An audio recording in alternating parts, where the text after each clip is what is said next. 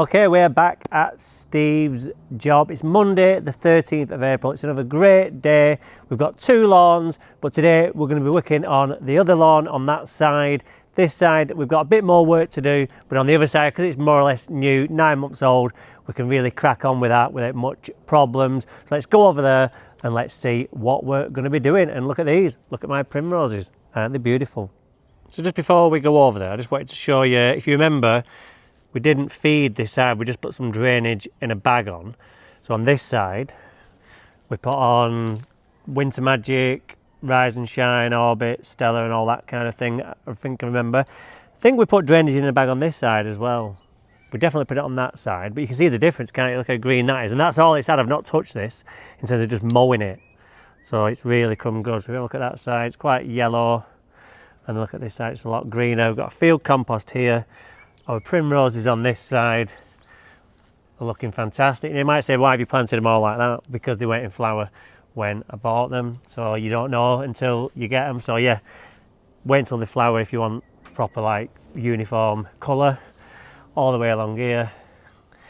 Absolutely beautiful. I got these from Arthur Lane Nurseries where I used to work. It uses some special fertiliser and they just come up absolutely beautiful. I mean, each and every one of them is just absolutely blooming. Look at that, lovely. Just so, looks so in the winter when you're driving down, when it's been dull and dry, but it just brightens the place up. So one thing we have got to address today is this where we had a big pour down and all the soil ran down here, and I didn't find out for a few weeks because I wasn't here. So it just killed the grass underneath, so we'll have to seed slot that and put some seed in there. But generally what we're going to be doing is we're just going to be scalping, verifying, seeding, top dressing and wetting agent. That's it for today. That's all we'll be doing. As I said, because it's 9 months old, it won't have much thatch in there if any. Whereas the other side's like 5-6 years old now, 5 years this year, 21 we did that. So it's needs a bit more work. It's got a few weed grasses that we need to dig out on this, but this is more or less pretty clean. Can't see any, a few worm casts knocking around there on the way out now, but considering the amount of worm casts it had, it's grown through really well. So I'm really looking forward to seeing this side this year. It's always the second year where you see the best of the lawn that you've produced the year before if it's brand new. That's the way it goes. I always say it's like Formula One car. This year's car is always testing for next year's car. That's how they look at it. So that's what we do in the lawn care industry as well. Before we start, let's have a quick look at some of the tools you might need to play along with me today. So we've got the seed slotter, we've got wetting agent for when we put the top dressing on, we've got a rake to spread it with. You can use whatever you want, you can use a compost roller, you can use a lute, but I just use a rake because it works, and that's why we do that. Seed, need a spreader for it, sprayers to put the wetting agent on, mowers, I just have these, you don't have to have these, the hater for scalping first to get rid of most of the top growth, and then we go over with the cylinder just to get it as close as we can. And then today we'll be using the Verifying cartridge just brought out by Allett, so we'll be using that to get some nice groove, to give us the Scarify effect, and then to leave our grooves in there with a nice clean canvas to seed onto. And you'll need a sprayer as well to spray your wetting agent onto if I haven't already mentioned that. And of course you'll need your top dressing in the form of what we're using is field compost number 4. So we're all ready to go. So why don't I just go straight on with the cylinder mower? It would just struggle to get through this much growth and the bag would just fill up ridiculously quick. So I just like to go over and use the suction of the rotary mower to take off all I can and then get on with the cylinder to finish off.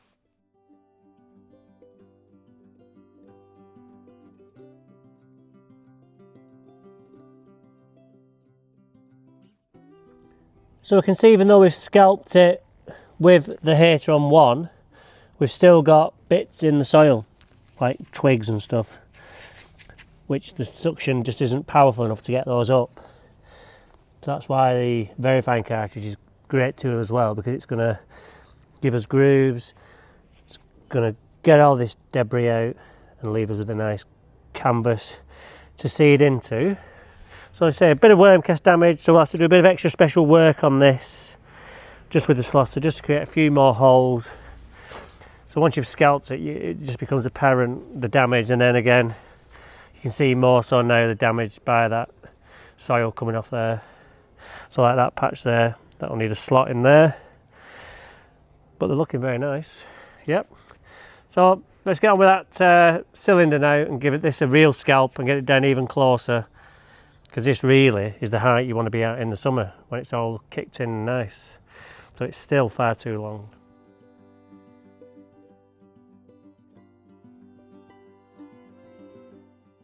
And I know what some of you are thinking as well is that why am I doing this when it looks absolutely fine? Well, it looks fine now, but come July, August, when we've had loads of growth, if we haven't removed all this top growth now, our new growth is going to be growing on top of this and it's just going to get spongy. Alright, so that's a lot shorter. Nearly 2 full bin bags of grass. So still a lot on there to go. Could go shorter, but just going to leave it like that, to be honest. It's fine. So now what we'll do is we'll get on with that Verifier and then get some grooves on. Then we'll do the slotting. We'll do the slotting after, because the roller on the Sterling would probably just smash up and squash back together the slot. So always do any verticutting or anything like that before the manual slotter, because otherwise it'd be a waste of time. Close the lock. I am going to hose it down, just no point doing it after every job. It's all about keeping this out a bit rust free for me. That's what I meant when I said I'm going to keep it clean. Obviously it's hard to keep this bit clean. The more water you keep putting on it, the more chance it is of creating rust in places, isn't there? So yeah, it might look dirty, but it's clean all around the outside. It's nice black still, all the gloss paint still intact, and that's how we want to keep it. I'm always going to keep it in the box that it came in. That'll help. I think what happens is with my tools is, because the van's wet, the mower's wet, when you put it in your van, all that water then just is in the air, so it creates a very damp atmosphere, and all my tools go rusty. Like at Myerscough, we used to have to dip all the hand tools after washing them in sand with oil in, and that was what that was for, to keep them from rusting. Okay, so we're more or less ready to seed. Just got a slot over there. Even though the grooves are there, in this bigger spot here, it's still very flat, so we need to just ruffle up that area. Just some of the bigger areas, like over there, and there's a little bit over there as well in that corner. But other than that, you can see the effect the Verifier has. Gives those grooves and a clean canvas, and then that's it. You don't have to go over with any other machine, it's ready. Whereas normally you'd have to take the Scarifying cartridge out, you'd have to go in with the verticutter cartridge to create the grooves, but then that doesn't pick up great because it's not designed to. Then you have to maybe go over it again and mow it up or rake it, and you end up closing the grooves up. So it's a great cartridge. And this is what we've pulled out. 2 of these we pulled out. So imagine all that still being in there before we seeded. So there's all that debris that I talked about, all the flowers from the trees, twigs from winter just blowing around, grass, a bit of the field compost from what I used when I seeded it. So a bit of everything. Okay, so just using the slotter, and we're just going to create some little holes in there, just mash it up a little bit. And if you wanted, you could just sprinkle a little bit of seed on there, but because we're going over with the seed spreader, we'll just let that happen naturally when that falls out. So what I've got to do is now just go around and do a few more areas like this, just around the edge where it might wash off because it's on a bit of a slope here. And then we'll be ready to seed. Okay, so I'm just back on the rotary spreader. We used it the other day at the cherry tree project, because it's big. When you get a lawn this size and this shape, you can't be using the drop spreader really, because it's too, you need a nice square for that. So I've just got it on 32, and for ryegrass, that's the perfect kind of rate. And then I just basically just follow 4 stripes. Or something, just guess. I can just see where the last row of seed is because it's visible. If it was quite like a grey grain, you'd probably struggle, but because it's seed, it's quite visible, so you can just work it out. So I've just got 5 kilogram bag of the extreme seed there, and I've just filled the hopper, and that should be enough. I don't think I'll use it all because you would only use, I only used 1 bag when I did the whole lawn from scratch, so this will be absolutely plenty. Because we're not fleecing it, there'll be some bird intake I would imagine as well, so just bear that in mind, because there's plenty of there. Big fat wood pigeons come down, stoop down and help themselves. I don't know, they must have good ears or something. I'll have to look that up, because they're not on the lawn generally, but then as soon as you put seed down, they're there, and it's like, why did they know? They've either got great vision or great ears, or a combination of the two. So yeah, so it just gets a bit tricky. It's just in the sun, you can't see where you've been. I'll end up with some in the pavement, no doubt, but we'll just dig that out when it comes through. There's always that happens, and some in the borders, because these primroses will be coming out. We can weed them borders as well at the same time if we get any in. I know there's some in because I've just fired some into the border there, up there, but never mind. Just gives me another job to do. So just coming to the end.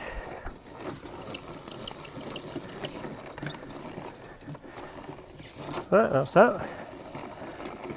So that's all we need to do, is put the seed on. There's enough energy in the seed, it has all it needs on it, to get going. We don't need to put anything on at this point to help that along.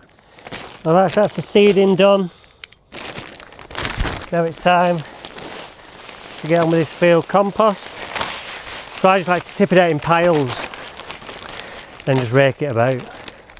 One at a time, two at a time. I wouldn't do generally 1, 2, empty all the bags out, because you never know where you're going to end up. You might end up with too much and you end up scraping it all back up with grass seed in, and you've got to put it in a bag, and then it germinates in the bag, and then you end up with a bag of roots. So just take your time and do it bit by bit, and then just let the rake do the work. And yeah, I always get asked this question, will they not move the seed? Probably a little bit, but the lawns always turn out fantastic, don't they? So it can't be that harmful. And it's, if anything, it's just going to help it push it into the grooves. So what we need to discuss today is Bolton's performance at Cardiff. It was bloody awful. As I said last game, manager must be telling them to go out and play rubbish. Must be saying, look, go out and play the worst you can play. And if you don't, you get dropped, because you seem to get dropped if you play well. Or if you play bad, you keep your place. That's how it seems to work. So play Stephen. Well, I don't think we're going to get in the playoffs. So we'll see. We'll play Stevenage tomorrow night at home. It was a postponed game from the internationals, but we just got absolutely torn apart.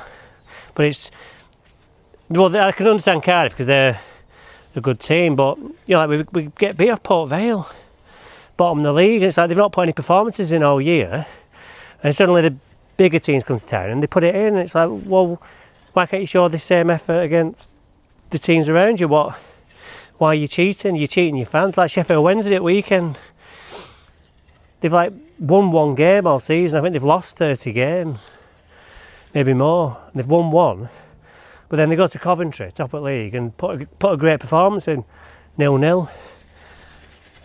And it's like, well, why don't you play like that every week?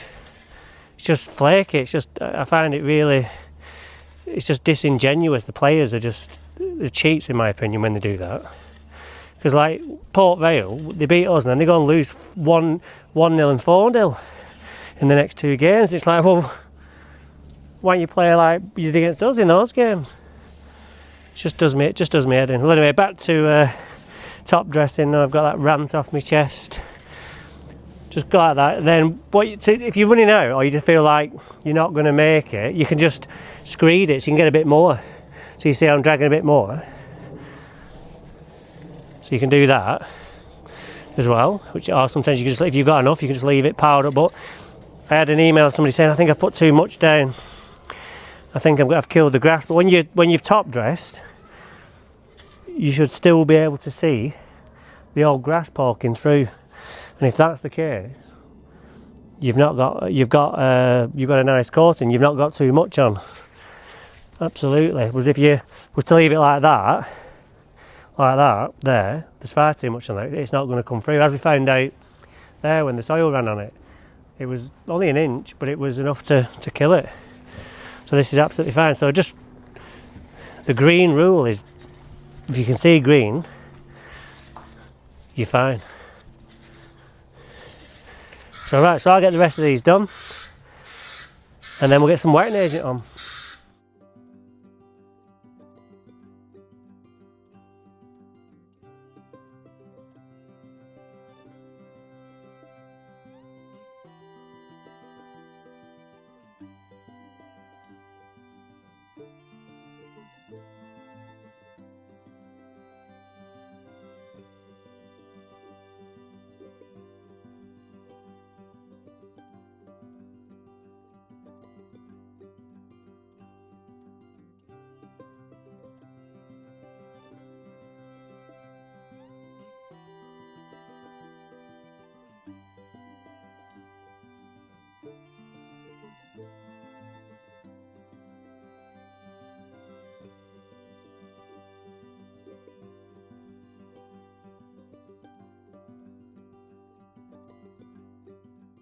Just mixing up some wetting agent in my spray, just using some water there. I'm not actually using Dan's Winter Magic, it's just an empty bottle. Put my wetting agent in. I've not got my measuring jug with me, so I just guess it's okay. It's only wetting agent, so it's not going to cause any problems. It's not going to overdose or anything. We're just going to get more of a hit. So just going on now with the Berthoud Elite Pro sprayer. I was going to use my big one as I showed you earlier, but I'd used it for weed killer, so I didn't want to spray that today, and so I'd rinsed it out properly. But it did the job. Okay, just before I show you the finished result over there, let's just have a look at this lawn. Not as much damage this year down here, but this had hundreds and thousands of worm casts on it, so I'm really impressed with how it's come back. Considering it's not had any feed, so it looks quite nice as it is. But we will be doing the renovations, and we're going to do Posh Job next. And then we're going to borrow the Scarifyer from there and bring it down here, and because this needs a mechanical scarification because it's 5 years old, so this actually is a bit deeper, so we need to get into that a bit more. So we'll do that later on in the week, but the next job is doing the big dead square up at the Posh Job. But this is probably the best it's looked coming out of winter, and I put it down solely because it's the only thing that's changed is the 5-ALA, the amino alluvinylic acid in the Dan's Winter Magic, which has raised quite a big bit of money for charity so far as well. So I'm going to do an annual payment of that. The first year is going to be annual and a bit more, so it's going to be like end of this year we'll tot up how many bottles we've sold, and then there'll be a nice donation going to brain tumour charity. I think I've chose the one already. It's called the brain tumour charity, that's the one, and they do a lot of research and stuff, so that's where I'd like the money to go. So I'm looking forward to paying that. So we'll try and get it up above 1,000 because it's nearly at £1,000. So we'll try and get it up and over that by next year. So that'll be a great donation. Okay, so that's this video done. Everything's seeded and top dressed, and the wetting agent is on. So all we need to do now is wait for some rain. There is some dew later on this week, albeit light, should just be enough to get this seed up and away. But if not, we've got the hose pipe and we can water it ourselves. Things are looking a bit wetter this year than they were last year. This time last year, that drought for about 50 days was just starting and the reservoirs were already low, but near Posh Job, the two there, they're absolutely brimming full. So I don't envisage any problems coming, before the summer anyway. So we'll get them done. So like I said just before, we'll be at the Posh Job next, so we'll see you there next time on Daniel Hibbert Lawn Expert, when we will indeed be doing something lawn related. Take care and bye for now.